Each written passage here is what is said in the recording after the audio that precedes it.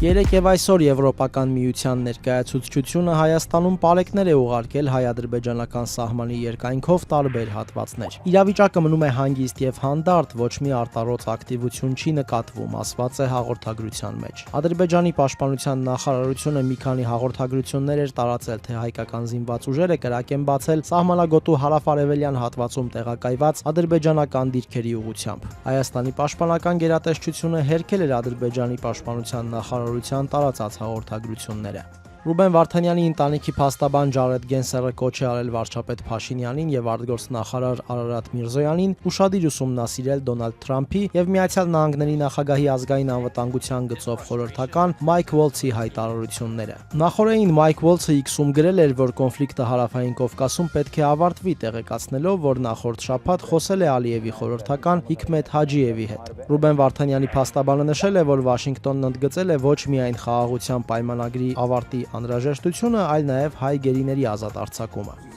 Դատարանը Վրաստանի նախագահ Միխայիլ Սահակաշվիլիին դատապարտել է 4.5 տարվա ազատազրկման 2021 թվականին սահմանը ապօրինի հատելու համար։ Օրեր առաջ դատարանը նրան նաև մեղավոր էր ճանաչել պաշտոնավարման ընթացքում բյուջեից մի քանի միլիոն դոլար յուրացնելու համար եւ դատապարտել 9 տարվա ազատազրկման։ Սահակաշվիլին ընդհանուր առմամբ բանտում կանցկացնի 12.5 տարի։